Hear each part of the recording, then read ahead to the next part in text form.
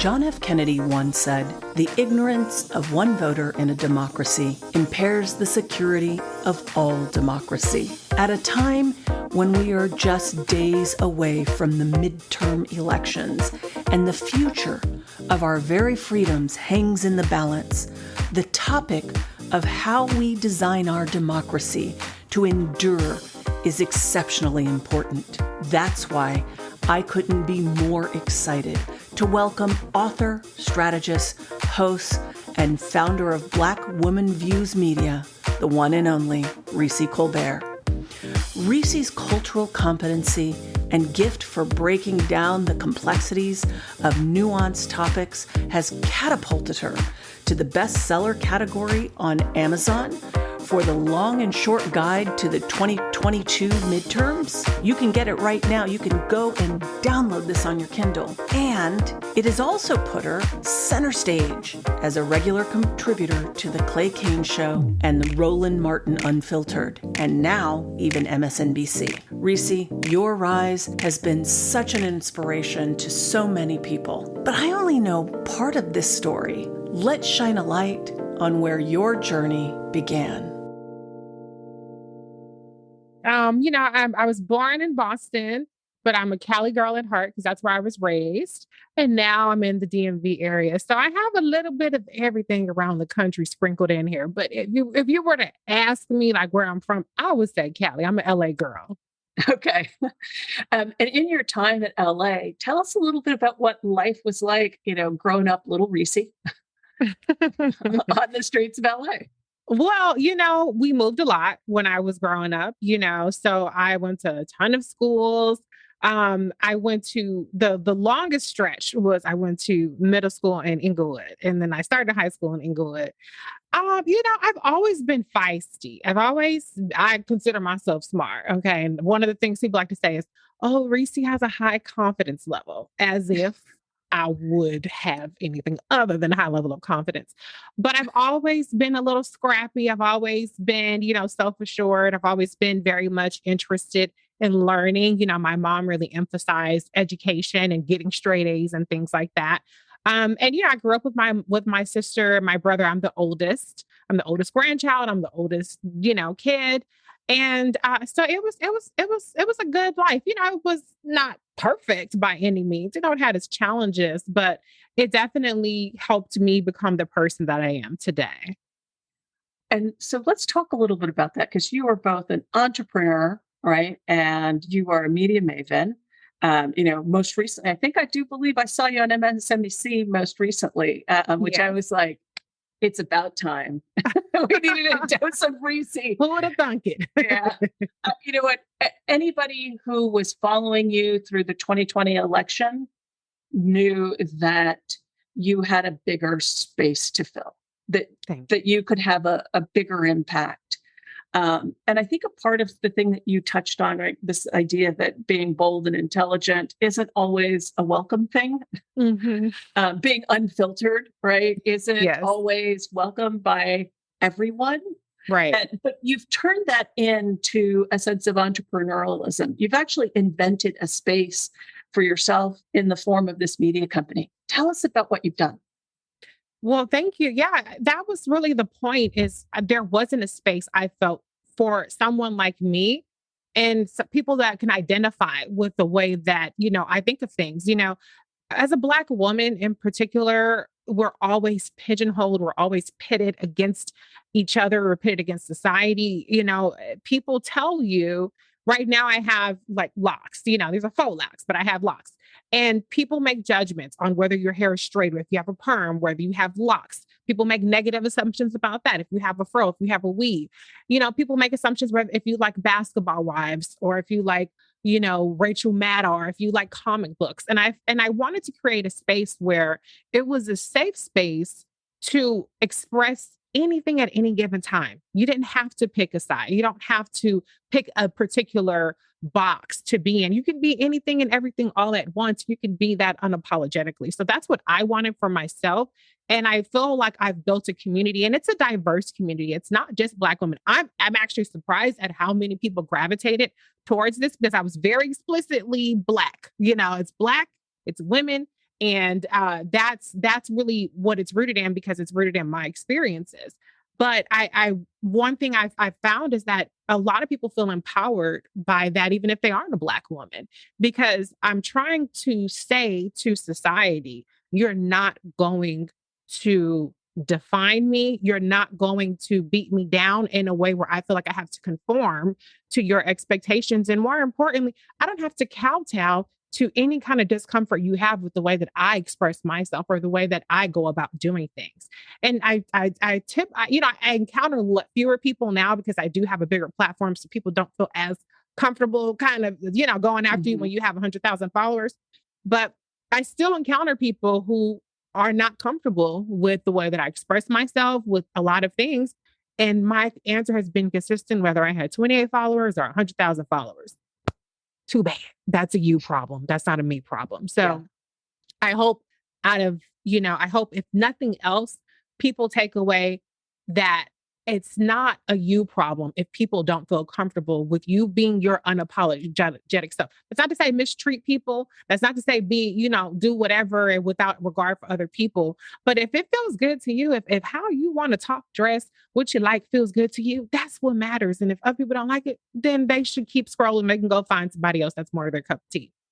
Well, and I think you've touched on a couple of themes that I think are really important, that you have such a broad audience now, right? I, as a Latina, found so much in common and so much of our beliefs. I think we connected over our shared passion for Kamala Harris as a VP, right? As a candidate for president, as what we wanted to represent us, right, in our communities. And for me, it was, here is one of the most tech literate presidential candidates of our time. Like, for somebody who comes out of the technology space and out of the arts, one of the things that I really loved about what you were taking on was like just bringing this multidimensional layer of like explaining who this candidate was. Right. And how incredibly special she was. And then as she transitioned to be VP, but one of the things that I noted in this, and I think it's an important space that we talk about, because I think you masterfully do this time and time again, which was at a time when I think we held unpopular views, right? But yet we had this common passion for the body politic. But I wouldn't even say it was politic. It was for the facts. It was for the law. It was for at a time when the country was, one, we were going through a racial reckoning that was long overdue. Right. Two, we were amidst a pandemic. Which was not long overdue, but boy, we could have seen it coming, and it was so being poorly handled by the existing administration we were under. And I think the third part of that was, I think all of us as minority women were certainly feeling attacked since at least since 2016, if not most of our lives. But you could say it went through the roof in 16. Yeah. It was allowed. It became commonplace. And one thing that you did in a space online was, I think you like put aside what I think the typical clapback of it is, but your clapbacks are that of fact, right? With receipts, which I wish more journalists in the world would actually do. Tell me a little bit about kind of your process, because I remember you watching you from the front seat of your car, and you went from the front seat of your car to studios now. So tell me a little bit about like how you managed to think, hey, there's this really interesting space, and like my ability to handle the facts and weave a narrative, and not just any narrative, right, but a narrative filled with data, facts, and truth, right, has been like this really special space for you. Well, I didn't think it was going to be a thing, to be honest with you. I'm naturally, I wouldn't call it argumentative, but I'm naturally forceful when it comes to a debate, particularly one that is rooted in disinformation or misinformation. And I found myself having these micro arguments that were very lengthy and just a time suck. On Instagram, that's where my platform was a lot bigger on, was Instagram originally. So I said, okay, one of the things that I decided was, all right, I can't win these micro arguments for one, they're not good actors anyway. They're there to suck your time out. So how can I frame information in a way where I'm reaching more people instead of going on a one-on-one basis, wasting my time, and 3 people see me arguing with some weirdo on Instagram. Right. So that's why I started making the videos, the disinformation debunking videos is what I called it.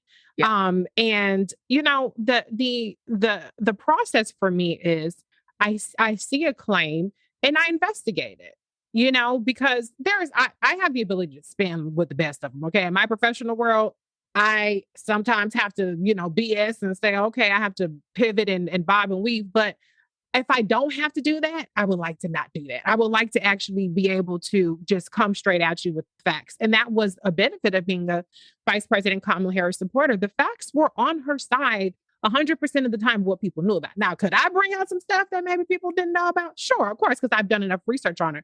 But those weren't the things that if you wanted to be nitpicky, people were bringing up. They were just flat out making stuff up about her or distorting her record. So what I did was I never accept the premise of the question. I never accept the premise of the argument at face value. And I think that's a big mistake that I saw in pretty much every article I've ever seen written about Vice President Kamala Harris, even to this day, is that they always accept the premise of the argument, the premise being that she wasn't progressive or that she locked people up or whatever's, distortion. That was never challenged at the root of it. It was always kind of accepted. And then it was like, well, then let me kind of give you both sides of it. So in rejecting the premise out front, that allowed me to go deeper and keep going back layers and layers. I use contemporaneous resources as opposed to what people just basically link to other articles in the past 6 months. I went back to, if you're talking about something in 2004, what were they saying in 2004? I was going through Procrest and things like that. So I think the takeaway, if I had to give somebody advice, I would say don't ever accept the premise of an argument unless if it's your argument, then make your argument. But somebody might be framing something in a dishonest way or in a lazy way, because it's easier for people to just kind of say, all right, well, that's what everybody's saying. That's what everybody seems to think. So let me just start there, and the last thing I'll say about that is, when Vice President Kamala Harris was selected as the VP, I saw a lot of people jump on the bandwagon, but I didn't really like how they jumped on the bandwagon because it was kind of like, well, regardless of how you feel about her, regardless of this, regardless of that. And they all accepted to me the premise of she was problematic in some way, but just don't hold it against her. Yeah. And I felt that was unfair because there is no regardless. There's actually a huge reason to be incredibly enthusiastic and feel honored and grateful that we have a person like her who's going to be at the highest, seat, second highest seat in the table. So don't ever just take the premise at face value without doing your own research. Even if sometimes your research isn't necessarily objective research, but it could be listening to people who have different perspectives. I did my own research. I drew my own conclusions. And I think that's what makes me more effective than other people, is that I make sure I'm not starting from somebody else's perception when I'm framing things. I can identify that this is their perception. I can identify this is what's being said, but I don't identify it in a way that's the entire argument. Right. That validates their argument and doesn't bring in the necessary, like a truer picture of, a set of facts. And I think that's one of the things that, so often we don't do the critical thinking. Right. The internet's not designed, by the way, to do critical thinking. And I think you and if you, by the way, all listeners should go and subscribe to Black Women Views if you have not done it on Instagram and especially on Twitter, because it is some of the best critical thinking and how to frame an argument, but more importantly, how to bring the receipts to that argument, right? In a way that is not disingenuous to the topic. I actually wish more students would utilize that as a methodology on how to build an argument to or for something. And I think you do a remarkable job of it. Let's talk about this creation of the company, right? It starts out with debunking the myths, and really you've made really an industry out of debunking misinformation, disinformation, and malinformation. Because to your point, there's many characterizations behind it, but now I think we've gotten further enough into understanding that there are types of dis and misinformations or malinformation. And, you've now turned that, what is really a bad thing on the internet, into a space where you can go, wait a minute, here's how I'm going to go debunk these things fact by fact. How has that transformed, you starting from where you started from? Well, I mean, I think it's part of it still. I mean, sometimes that's the more attention grabbing part. I still try to keep a balance in between, because the whole point was always to be able to dibble and dabble in multiple facets and not being pigeonholed into one particular thing. But in terms of how it has evolved, the one thing I really enjoy about the disinformation part is I do feel like it's so we're so outgunned when you're trying to tell the truth, when you're trying to correct the facts, and the stakes are so high. So it's really, really necessary to do it. And I think what's interesting about this space is, you have like the CNN fact check, you have the New York Times fact check, but those aren't necessarily the kinds of fact checks that people go to. They're not the kind of ones that really people even share, because there's a certain appeal to disinformation. It's more attention grabbing, it's more inflammatory, it's more clickbait.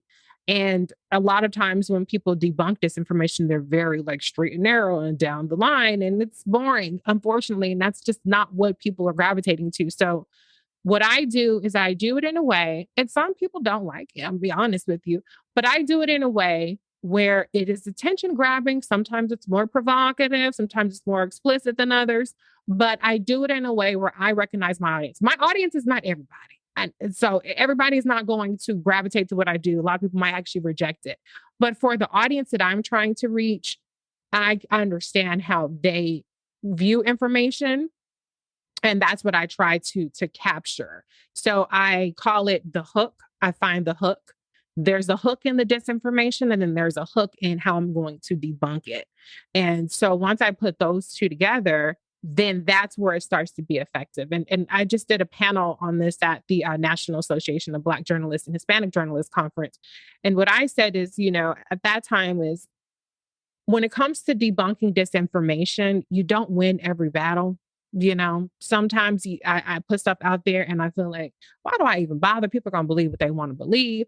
But on a cumulative basis, you start to make a difference, because then when something comes out, like you said, John, people are going to say, well, what is Reecie saying on this? Or what is such and such saying on this? Because I know they may not be quote unquote neutral. They may not be quote unquote unbiased, but I know that they have credibility and that they are, what they say, it's going to be fact-based. And so that's really what I've been able to build, is that credibility to where people come to me and they trust me. And so that way, what I say goes out more. And even if people don't share my videos, even if people don't agree with me, they've heard a different perspective. They've heard pushback on something that's very easy for people to believe. And that's getting a lot of traction. So I think that's really kind of the space, is trying to compete with something that is far better funded, like exponentially better. I'm not funded, okay? But there's millions, hundreds of millions of dollars that go into perpetuating disinformation, misinformation, malinformation, as opposed to trying to beat the algorithms of these social media companies to get out organic content. But over time, it makes a difference. And eventually, you kind of make a little bit of a dent. And that's all. If I can make a little bit of a dent, I'm satisfied. You're absolutely right. It's actually one of the reasons we actually, during the election, our design corps launched a program called the Truth Bot Brigade. Now, actually, you're going to find where you and VP Harris actually made a difference in coming up with, how do you combat misinformation, right? First of all, you're right. There's no silver bullet to it. Right. And it is rampant. And you're right. There are forces beyond our sometimes capabilities, but it's true to say the cumulative piece. And it was actually reviewing many of your videos, right? And then one of VP Harris's, actually one of the biggest things that she talks about both in her book and was instrumental in California in doing, is actually creating white hat brigades of hackers to test the systems of security. Well, one of our designers went, wait a minute, why wouldn't we create a white hat bot brigade designed to protect underrepresented populations from misinformation that's intended to suppress civic engagement? Right. And that is where we have started this enormous, if we could use technology to help scale these things, these are some of the things that we can do. We can actually use the technology for good. Just as there's bad actors, we can be the good actors. And I think you're absolutely one of the good actors in this space. Tell us about that journey. So I started Black Women Views in 2018. And I will say I was much more 50-50, politics and entertainment. So I would do recaps of Love and Hip Hop. I would do recaps of Queen Sugar. And I would do, covering the midterms at the time, the 2018 midterms. And, so my initial politics stuff started a little bit stuffier. It was a little bit more what you would see on MSNBC and CNN. And I had friends telling me like, Reecie, you should be more yourself. You should just, your personality is what was very interesting. So I took that to heart. That was back in 2018. And so I started to really be my authentic self in my politics. And then where things really changed was when Vice President Kamala Harris got into the race. And I saw the level of just the vitriol and the level of organized attacks against her. And I didn't see anybody that looked like me, a Black woman, defending her. And I'm like, okay, what happened to all the Black girl magic? And I'm rooting for everybody, Black crowd. Y'all disappeared when it comes to this Black woman who is potentially, would make history. And so I wanted to step into that role. I didn't think it was going to necessarily be a big thing. I've always felt like, well, if nobody, I felt like no matter how big or small it was worth the effort. So that's kind of what brought me through the time that she dropped out in 2019. And then I became more of a neutral party in terms of the midterms. But then when it was clear that, okay, are we doing this? Are we trying to make her VP? All right, let's do it. So then I kind of, went kind of hard again on that. But after she became the vice presidential nominee, I was, of course, her number one defender. There's still a lot of disinformation, but I kind of got to relax a little bit more because everybody loved Kamala all of a sudden. But the good thing is, after she dropped out in 2019, I was invited for the first time on Roland Martin Unfiltered, which is a daily digital show. Roland Martin is a journalist icon in the Black community, a staple. And so that was my first time the day she dropped out. And then I became a regular. I've been a regular on his show for now almost 3 years. And so in 2020, the summer of 2020, I started to become a regular on the Clay Kane Show on Sirius XM Urban View. So, Vice President Kamala Harris, I owe so much of my platform and my popularity, my initial popularity, to the fact that I was the ride or die, loudmouth on the internet, debunking stuff and really, being forceful about it. But so that was kind of what made people take notice. But since then, since 2020, I have become a regular. Every week I'm on the Clay King Show on Sirius XM Urban View. I'm now under contract as an official Sirius XM contributor. And I host, I guess I fill in as host on the Clay Show. I filled in as host on Karen Hunter's show, another show on Sirius XM Urban View. I've been on now, you just mentioned it, MSNBC, on News Nation, on Cheddar TV, on Revolt TV. So I've done a lot of media. I'm not the Kamala Harris person anymore in the sense of that's not all that I'm known as. Right. Of course, there are people who still know and love me as that, and I will always embrace that. But I'm much more recognized for my political strategist, mind and how I think about messaging and disinformation. And so that's where I am today, where I have a lot of media experience under my belt. I just released my book. You mentioned it earlier. It's actually on pre-order, but I decided I've been giving away all of this free research for years because, time was of the essence when it came to VP and there was a lot of stuff to debunk. But I had a body of work that I hadn't even released yet because, it's different when you're debunking disinformation in bite-sized pieces. So I have a whole catalog of stuff, but I got to put it in 280 characters or in a 2-minute video.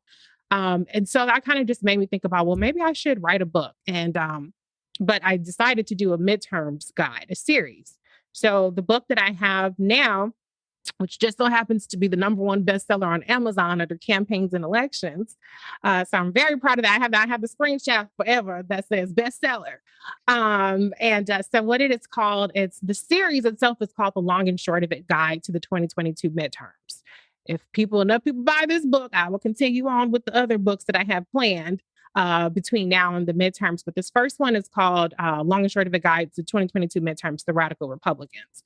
And it's basically just giving what I call it is the quick and dirty on these Republicans that are running for statewide office across the country. And what I recognize is, as engaged as I am on politics on a day-to-day level, I still don't have time to piece together 45 different resources when it comes to stuff. So I made the time for the purpose of writing this book because I felt like, well, this is something that's missing from the marketplace. And so that's what I did. I created a book. It's 40 pages and it's quick and dirty for each candidate. Some of them are small blurbs. Some of them are more in-depth by category. But I wanted it to be something that people could get up to speed with the candidates quickly, but it's in my voice. So it's not a typical, it's not like what you would find on Wikipedia or if you would find on CNN. It's written in Reecie speak. And it's conversational. So I want people to walk away with something that was interesting, but they feel empowered because that's really what it's about. When we know stuff, we feel more empowered. And some people feel empowered when they know the wrong stuff or when they know very little. But there are some of us that actually want to have a buffet of facts in front of us so that we feel like we have a handle on what we're talking about. So that's my target audience, is people who want to feel like they have a handle on it. They want to speak from a place of being informed. And they're going to be the kind of people who are going to go out and, who text bank people or who canvas. And that's who I'm trying to target with this. So and I'm really proud and really excited. That to me is actually one of the most important things that we often forget, that there's a ton of hard work in designing a democracy. And that hard work is the civic engagement by us, the civic body, right? We, the citizens, when we talk about we, the people, we're the people. Right. Yeah. We can't forget that we don't get change without the hard work of knocking doors, of making phone calls, of talking to people who disagree with us on those phone calls, of putting out good information. And for me, I'm excited. I hit the pre-order on this baby. I got it ready for download on my Kindle. Thank you. Because I think one of the things that I often find amongst my friends is, particularly at this time when I think we are inundated with, we're inundated with so much bad news. Right. That people very quickly become cynical. And to me, the next step in cynicism is apathy. That's exactly. I can do nothing about it. And we can't be there. We can't let ourselves get to that space. I agree. And, I would say we're inundated with so much micro information. And I say that as a social media person, right? And so it's easy to, okay, I heard that. Oh my gosh, that's crazy. And I move on to the next thing. And you forget that was the person who said, whatever crazy thing. I mean, I can't think of anything at the moment, but what I try to do is I try to put it all in context. And so, that way you can really get the full picture of these people that are running. And I feel like the media does a really good job of sanitizing, the records or the proposals of these folks, because it's just easier to just say, oh, this person is just a Trump person, or this person doesn't like Trump, so they're good, but whatever, and not really digging into the facts behind what each person is trying to do. And one thing I would say about Republicans they're really good at is concealing what they plan to do. Oh, yeah. But they all get on the same page when they get in office. But if you look, and that's what's taken a long time for me to do this book, is because I have to like dig really deep and search in a way that's not a typical search, just to find out what are these people trying to do. They're running for office. They got to be up to something. And so I think that's what I'm hoping, is that we won't feel like we won't just be talking in generic talking points. Republicans bad. This is whatever. And some people feel like there's no difference between Republicans and Democrats. So this is the kinds of stuff that I feel like, and I feel like with the stuff that I did for VP, people took my receipts, right? And they felt empowered by them. Whether they shared them or not, they got some knowledge out of it that they can put their own spin on, and they could have conversations about it with. And that's what I think this will do. Well, I couldn't be more excited about it. I think it's doing the world a service. I think it's doing Latinas, women of color that listen to you. And what I'm hoping is that it becomes a Bible for how we need to act. Because, we're under 100 days to the next election. And if we thought the last one was going to be consequential, this one feels even more so, in my opinion, and that it was really interesting the last couple of days. I know that the president recently had a forum of historians come in and talk about the future of democracy. And for all the things that are wrong with our country, right, there's a lot right with our country. Yeah, absolutely. Right. Like, this is probably still one of the only places in the world where you and I can have a professional career that starts like this and ends up, we may start making money out of this, right? Exactly. And so we don't want to lose that. That's the thing that I think that we're going to fight for, is the ability to do that. It's not about, and I think you're right. The Republicans do a wonderful job. The GOP does a wonderful job of painting those of us who don't take America at its face value, go, yep, I'm saying like that it's all been rosy. No, it hasn't been rosy for people like me, for people like you. Well, our experience has been very different. I think we're at a time where we as a society have to acknowledge it, right, and then plot our path forward together. Right? What are the things we do agree on? And I think that's one of the things that I also like what you have brought together on some of the most recent bills, right, that are passing. I mean, we have a lot to celebrate, but what has happened in the last just week, put the nonsense with the former president aside, the current president has made some incredible accomplishments on veterans, on climate. I mean, things that we couldn't dream of. Right. Absolutely. It's unprecedented, really. And the sausage making is really ugly. And, so it can be discouraging when you're hearing about this came out and that didn't make it. But when you look at the final product, given that they're going at it essentially alone most times, or going at it against the obstruction of the Republicans, it's quite remarkable what it's done. But I think the challenge that Democrats tend to have in this environment is they're making a lot of investment.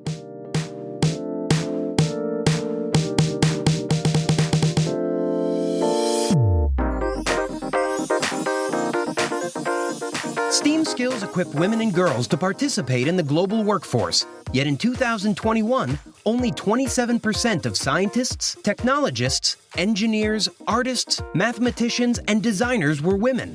This is why DesignByUs.org is committed to closing the gender and pay gap, enabling 10 million women and girls to take command of the command line and change the world for good. Last year, your donations helped the Design Corps fight climate change, COVID-19, and disinformation on the web. Your donations and investment help us meet this goal. I'm asking you to visit designbyus.org/donate. That's DESIGNEDBYUS.org/DONATE and make a donation today.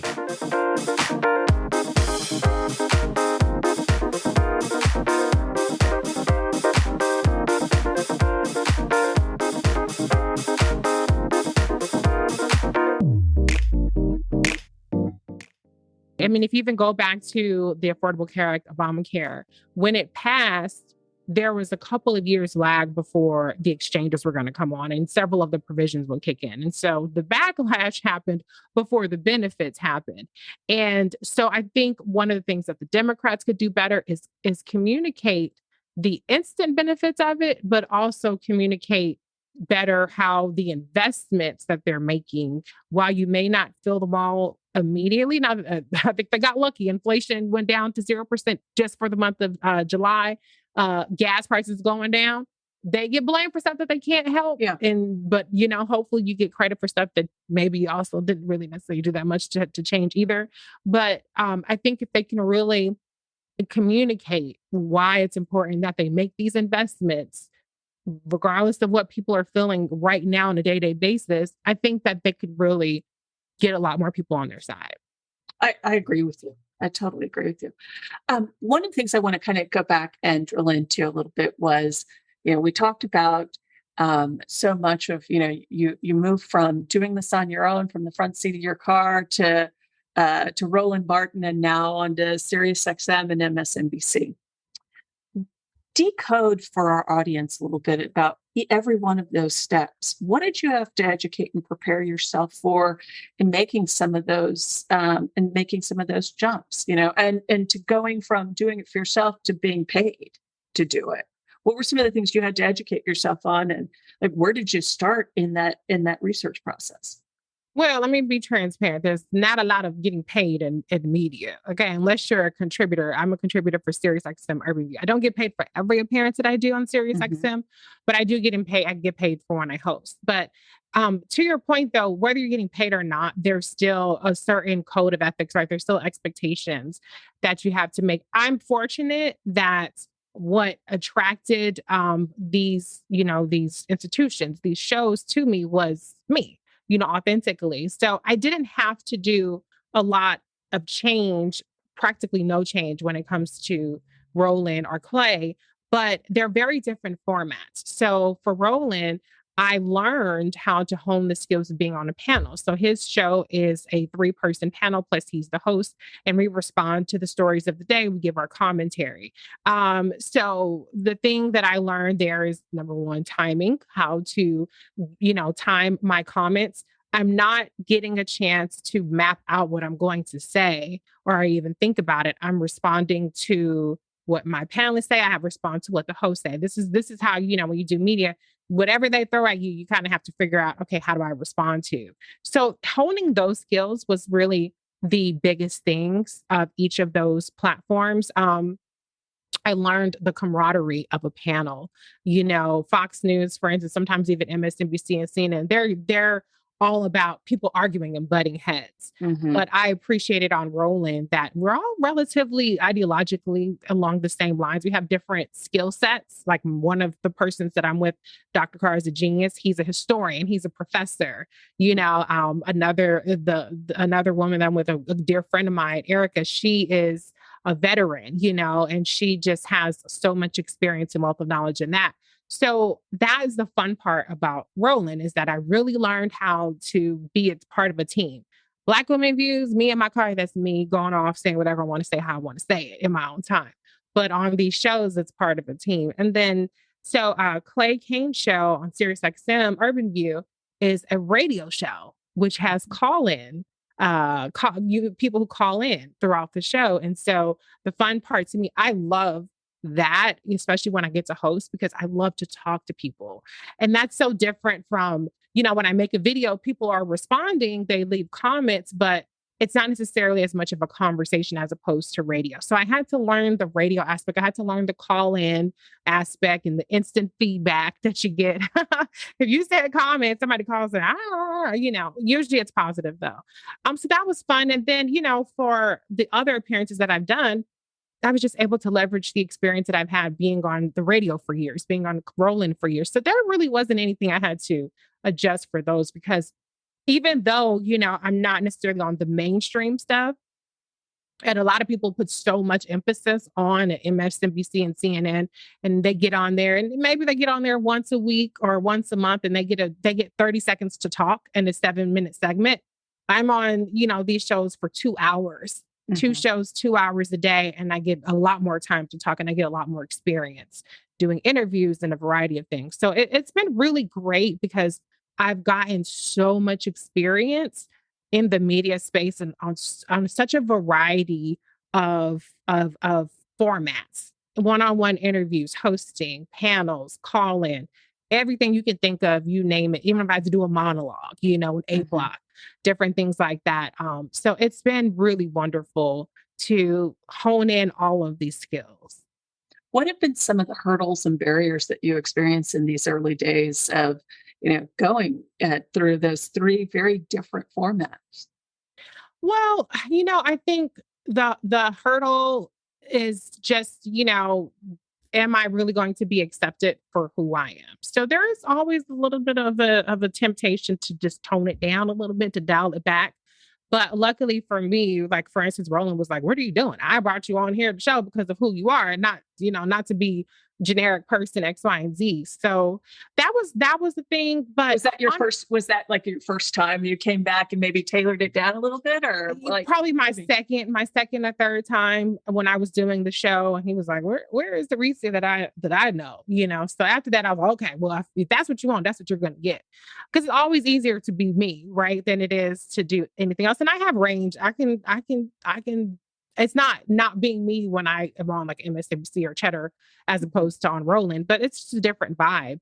But I can't say it's been too challenging in terms of the media space because I haven't been out there pitching myself. I haven't been out there being like, "Hey, can you put me on your show?" Most of the time it's been somebody who's approached me about being on there. Actually, all the time it's been somebody who's approached me about being on their show. So that's a benefit. I don't know if that's probably not standard. Most people are probably trying really hard to get booked on these shows. But that hasn't been my experience. The challenge that I have now is just the social media landscape because algorithms play such a huge role in your reach. And, I had went from where I would get, 1,000 or so followers a month to like a couple of hundred because my account is being suppressed to a certain extent, because of the algorithms. So now, I have 18,000 followers on Instagram, and I get more views on Instagram than I do on Twitter sometimes. And I have 100,000 viewers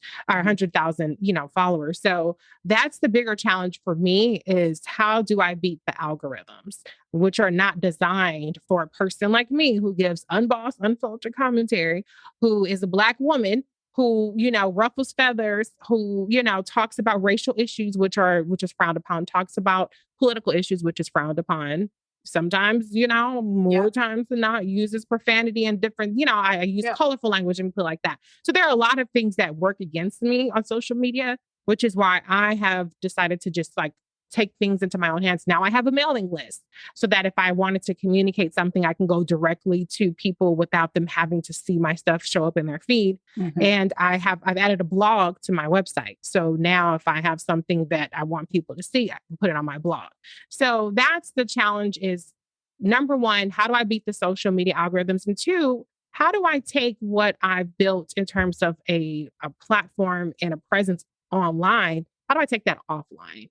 How do I turn that into social capital instead of just people calling me and say, "Hey, can you give me a job with the VP?" Like, come on, obviously I can't do that, so how do I leverage what I've built in a way that I could start to benefit from it the way that I feel like other people have felt enriched by it? Absolutely.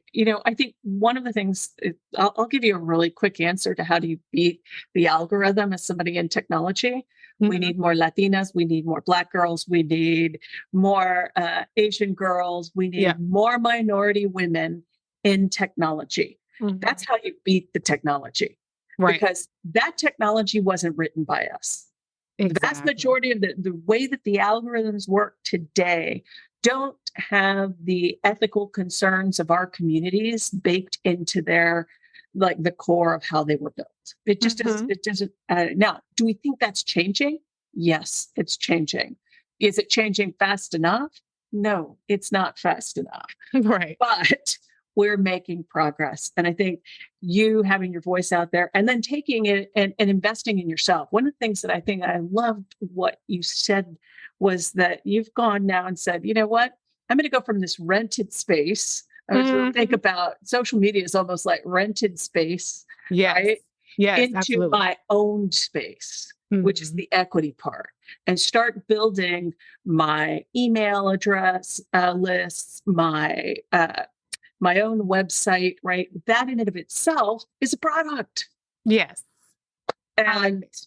well, and that, and as somebody who makes digital products for a living, I look at it and say, like, there is um, that in of itself is really the path and the formula. It feels like a really new path and formula on how to begin building a media company that can be just about anything, right? And Right. built around, more around women like you, for women like you that want to hear what you have to say on a variety of topics. Exactly. Yeah. I used to have a very popular music blog like ages ago. It was called Honorable Media.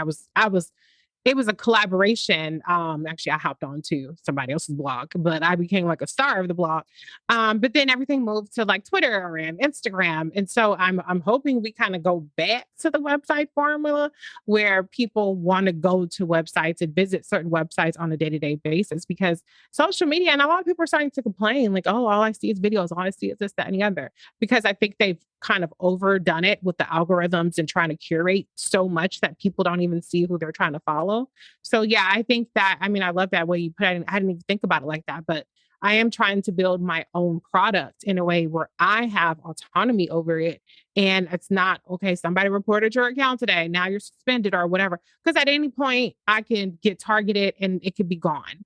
And I That's have right. to start from scratch. So I'm just like, I want to be able to have something that's my own. And, even if it's smaller than what I have on social media, I would be okay with that because I'm still going to have my media presence. So that's really what I'm working on right now. My book is one of those things. It's just helping take what I have and what I've built out into the real world in a much more tangible way.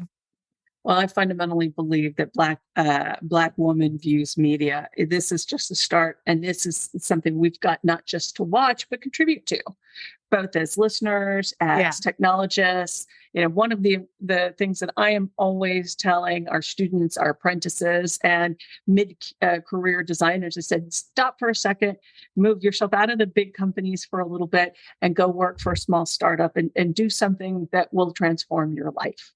Go Yeah. do that, or take these skills and put it in a space that it generally isn't, Hmm. right? Because when you do that, you actually make an enormous impact, which often, when you're in large companies, it's really tough to make that impact. Right, right. And I think there's a certain democracy to these times in terms of individual enrichment, in terms of entrepreneurship. Now it's not an even democracy, there's some gerrymandering, let's just put it like that, in a metaphorical sense happening. But I have done everything on my own terms. I don't have a team, I don't have an agent, I don't have a manager, I don't have a this or a that. And even with my book, I'm self-publishing my book. And, the tools are there for you to do it and at a very low cost. It's not like I had to go pay somebody all this money to go publish my book. Now they get a cut of it. So I don't like that part. But if you were with a Penguin House Publishers, they would be getting the same cut off of your book. Okay. So I think now, I think to your point about sometimes going small is realize the value that you have, even when you are quote unquote small. You don't always have to be attached to a large name, to a well-known brand to make an impact. A lot of people would say that I've made an impact even when I had 5,000 followers, 10,000 followers, 50,000, whatever amount. Even when, people didn't like how I said stuff or what I said, Mhm. I still made an impact. And I think that that's what we all have the capacity to do in this day and age. Totally agree with you. So I believe that we all have a journey. And during yours, it sounds like you've had a lot of people, a lot of people like present hurdles, but the other one are people who've sponsored your progress, whether that be Roland or Clay Kane. Yeah. Who along this journey has sponsored your progress? Well, I have to say my husband for one, right? Because I'm doing a lot of this on what could be our time. And, I have a beautiful baby girl, Ava. So I can't not say him because he's really such a huge support system in terms of, being a sounding board or, being encouraging my mother, my family, so it starts at home. That's your first, hopefully, if you're fortunate and blessed, those are your first sponsors. But then, in the media space, I would 100% say Roland, especially Clay, because Clay was the one who really championed me in the Sirius XM Urban View space. Karen Hunter is another person. And then I have, peers that I would also consider sponsors, like my girl, Erica Savage Wilson, and a few other people that are just really, really, really wonderful. So there are people that look out for me. Star Jones is another person. She's become such a near and dear friend. I'm going to be spending a couple days with her in the next upcoming days. But she's another person who has this. She's an icon herself, and she sought me out and said, "Let's collaborate for VP." And she know how I talk, she know how I do stuff, but she still trusted me to collaborate with her. And we still are so near and dear to each other to this day. She's actually the godmama of my baby girl. So it's just really nice to feel support. And honestly, I 99.9% of my focus is on support because it always outweighs whatever people want to say. People say something and I forget about it as soon as I've responded to it, if I respond. But the love is what always stays in me, and the support, because there are so many people like you that have supported me for so long, not because it was the thing to do. Like you said, our positions weren't terribly popular at the time. Sometimes they still aren't popular, depending on which way the wind is blowing that day when it comes to VP. But that's what keeps me like in the fight, because I'm like, you know what? Whatever people have to say, maybe negative. A lot of people like it. Okay. I like it. And then a lot of people like it. So between all of us, I think I should keep going. You absolutely should keep going. And who these days is inspiring you? You just said, I'm sure one of these answers is probably going to be your little girl. Yes. Just the fact that you started this when you were pregnant, by the way. I remember this evolution of going like, she had the baby. Well, technically I started before her, but I do have a pandemic baby. So in the middle of me, advocating somewhere along the line, I do my thing.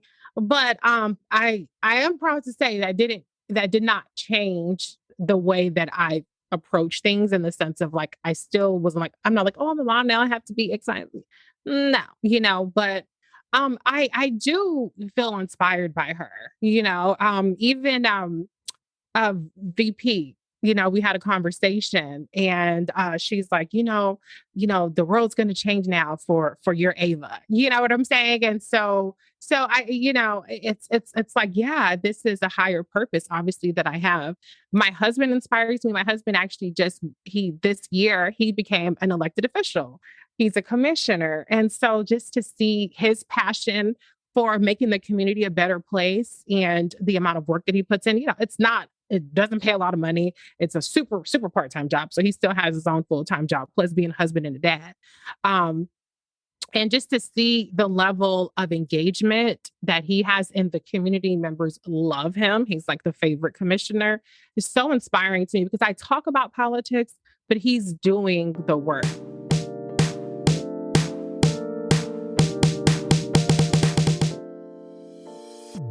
Reecie, thank you so much for lighting a path for women all over the world. Your belief in civic action has reminded me that we all have the power to design our democracy every day, everywhere, for everyone. Listeners, thank you for sharing this space and time. I want to remind you that the power to design our democracy is in your hands. That's why I'm asking you to make sure to vote. Voting has begun in so many states, but it is so important to remember to cast your ballot on this coming Tuesday, November the 8th, 2022. And that's how I believe we can dare to design an inclusive and equitable future today. Designed by Show is written and produced by the Design Corps at Aurora 21 Studios. Podcast producer, audio engineer, and original music by Rachel Bickley. Commercial voice talent by Angelo Giannoni. And I'm your host, Joanna Peña-Bickley.